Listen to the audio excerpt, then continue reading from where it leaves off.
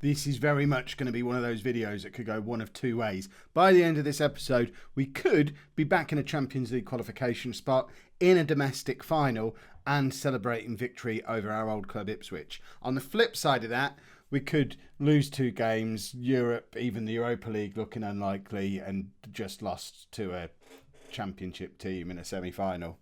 So, fingers crossed it'll be the first one.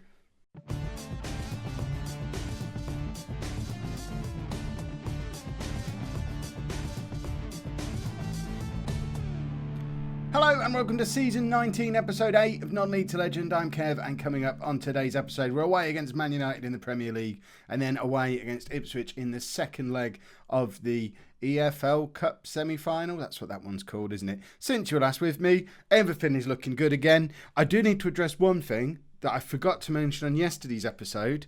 This Brentford defeat, because otherwise that's a long run of quite good games. You watched me beat Brentford in that game. You also then watched me beat Chelsea in normal time, not on penalties. After I finished recording that episode, the game crashed. I had to replay the game. Second time around, we lost against Brentford, barely scraped past Chelsea, and I was worried until these results started happening. So that explains that for anyone who was wondering about that. A couple of you did mention it in the comments yesterday, and that is the explanation for it. Since you were with us before, though, we've only played 2 more games. We've thrashed Ipswich 5-0 in the first leg of the EFL Cup Semi-Final and then had a narrow victory against Watford. Hopefully, we now sort out Man United, see the end of the transfer window and book a place at Wembley, which would be nice, wouldn't it? We haven't won a competition, apart from lower league titles. We haven't actually won a cup since we were at Hamilton, and that's still the only one we've won in 19 seasons. So it's about time we started adding some stuff to the trophy cabinet, and hopefully the EFL Cup will be the first of 4 or 5 trophies this season. Transfer-wise, it's looking more and more like nothing's going to happen. Sedman is now happy to stay at the club, so he won't be leaving.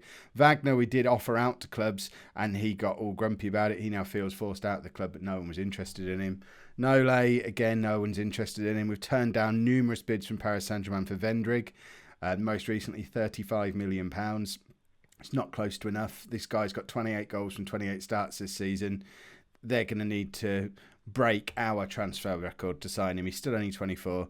He's not going for less than £75 million, I've decided.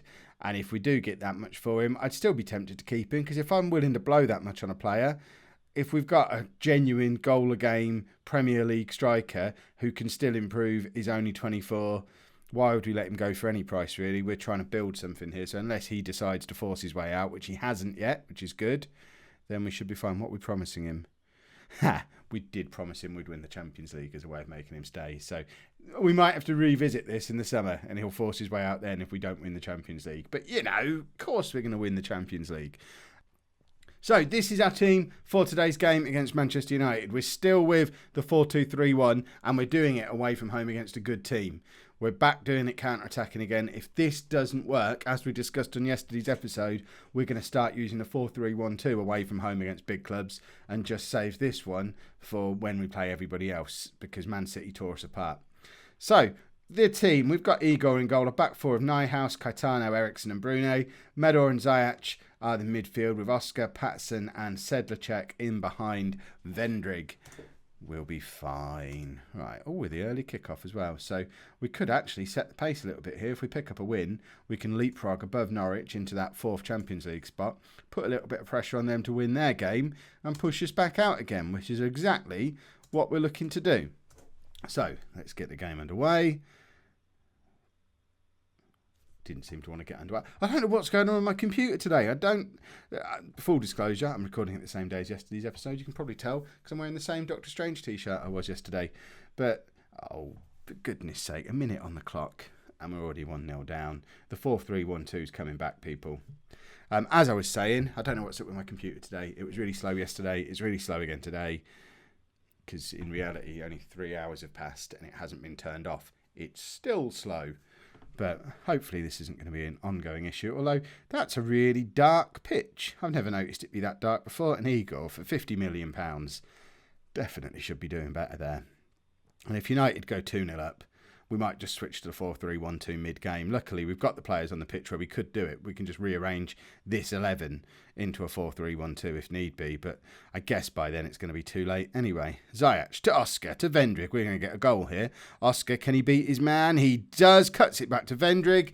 Kevin is a soothsayer. I don't know why I referred to myself as Kevin on the internet. I've never done that before, but soothsayer. That means you can predict the future, doesn't it? Or is that something else? I need to look that up. We'll watch the replay first, then I'll look it up, and then I'll know if I have to go back and edit it out. There you go. Soothsayer. A person supposed to be able to see the future. That's me. Soothsayer. Right, where were we? Still 1-1. Marvellous. That only puts us up to... Oh, because we're not winning. That's why I forgot they scored a goal against us. We need another one. Oh, that was just a bad miss. I thought that was an Igor save for a minute there. Come on, we need to be ahead by half-time. We want to put that pressure on Norwich. We want all their match preparations to be ruined out of fear that they might be starting the day outside of the Champions League spots because of a Tottenham resurgence that's been going on for the last 10 or 12 games in the league now. Since we changed the system, I know it was a disaster against Man City, but that aside, we have been very, very good since the tactical change. Medor now, what can he do? If he'd have scored a goal, he would have been worth every penny of the £50 million we paid for him last year. But apparently not. Ziyech is having a fairly quiet game, as is Sandy Patterson against his old club. Normally, he likes to put on a bit of a show against Man United, as does Vendrick. They were both lost in the Man United reserves together for a number of years and have now exploded into being first-team players at a team that finished above United last season, is currently above United this season.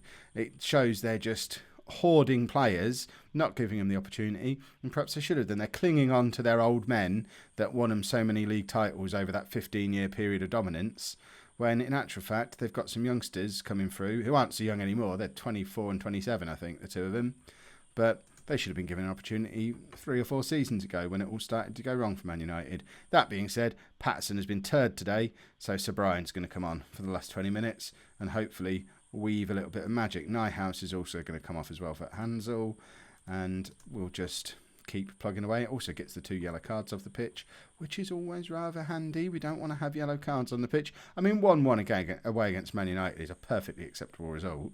I know they're not the Man United of a few seasons ago, but they're still Man United. They're still rivals for a Champions League spot. A 1-1 draw is perfectly fine. You're going to see Anicic play as a winger for the first time. I mentioned yesterday that we've started training him there. You'll get to see if he's any good at it. You can see he's not even up to half a circle of ability. What do we even call that? Tactical familiarity? He's not even half familiar with this position yet, which I still think is mad because he can play right midfield fine. He can play up front, he can play in midfield, he can play as an attacking midfielder. He just can't play between all those positions yet. But he's getting there. We're not going to see him touch the ball though, are we? There you go. He wins a header, and then he wins another header. He's just going to play out there as a wide target man. That might be the future of Igor Anicic. Medor wins the ball back in midfield, but then loses it again. It's finished 1-1. We're up to 5th. Bearing in mind where we were 10 games ago, that's a remarkable achievement. We're not in the Champions League spots yet, but there is still time. And now we get to go and play Ipswich, meet some of our old friends. We beat them 5-0 in the first leg, so there shouldn't be any danger of us not qualifying. But it'd be nice to hook up with some old mates and... why is my microphone falling over? And see who's still in the team over at Ipswich. Just the one change for the Ipswich game. Well, 2 if you count. We've gone from counter-attacking to control mentality. But we are giving Kevin Thompson a game against his old club, the theory being he can turn up back at Portman Road, or it might even be the Bobby Robson Arena now, whatever it was going to be called. He can turn up back there and pretend he's Tottenham's first choice goalkeeper and that it all went well after he left. So he can swan around the place looking like a hero.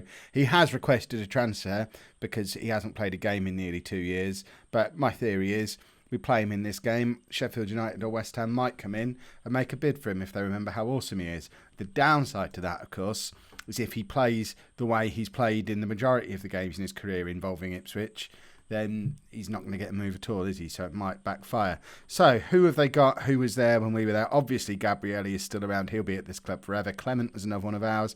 Downey, we signed as a left back, and he's playing as a very deep left midfielder, which is a weird call. And then Alston's still there. There's not many. Otterson, the pig. There's not many of my players left. They must have had a proper clear out when they got relegated. And that is, for a team that are 5-0 down, that's a very, very defensive system that they've set up there, which hopefully we can exploit by just overloading them for the whole game. Looking at the way they've set up, we can just camp out in their half for the whole game.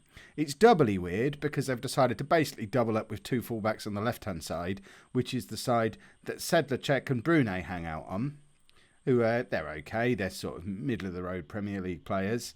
But on the other side, we've got Oscar and Nyhouse, a world-class left-back and one of the brightest talents in world football. And they've not decided to double up on those two. Sometimes I don't understand the AI. It seems the thought process was very much, we've got 2 good left-backs. We'll just play them both and we'll fit a tactic around that, which seems very strange. Right, Medor makes a tackle. He's found his level playing against Ipswich. Vendrig's in and can't make it 30 goals from 30 starts yet. We are playing at the Bobby Robson Stadium. My first game there. Quite disappointing that so few people have turned up. I know they're 5-0 down from the first leg, but it's still a semi-final when they're down in the Championship against their old manager. It's basically the biggest game of their season, even though they've got no chance of... I don't know, would you go put yourself in the shoes of an Ipswich fan? You're 5-0 down from the first leg. I probably wouldn't bother turning up for the second leg on reflection. So maybe it's not all bad. We'll bring Anichich on as well. Get him playing out on the right wing again. Another 20 minutes of right wing experience, plus a little bit of a run out at his old stomping ground, except it wasn't, because just like Thompson, never played here when he was an Ipswich player. I imagine he's getting roundly booed because he was the first one of the Ipswich to Tottenham exodus. He went even before I did, when he forced his way out of the club a year before I followed, and then Big Kev came with me as well. And I think there's a few backroom staff who came as well, but who cares about backroom staff? But we've not scored a lot of goals today, have we? This is probably going to be the shortest episode in the history of the universe. Should we give Wagner a run out? In the interests of trying to sell people, give him 10 minutes playing as an attacking midfielder where we know how dangerous he can be. He might just grab a goal and attract some attention, because it's still not too late. I know the deadline is in 2 days. If he was to go right now, we could probably still get out and check our scout reports, see if we've got a right winger that we can just overspend on and give too much money to, and just bring them in. And it'll be like a proper Kev transfer, last minute overpriced panic buy. It's basically my trademark. But it doesn't look like it's going to happen. Big Kev, look at that. That's some quality goalkeeping. Perhaps we'll get a £10 million bid for him. He's a current international goalkeeper who's just kept a clean sheet in a domestic semi-final. Might even play him at Wembley if he sticks around. There you go, we've got a Wembley final. Awesome. Who are we playing? Does it say who we're playing? Perhaps if we look on here, it will tell us who we're playing. EFL Cup Final against Unknown. Which is weird, because the other game was happening at the same time, I think. I don't know. If you've enjoyed today's episode, please make sure you pop a like on there for me. Subscribe to the channel if you'd like to see more. And thank you very much for watching.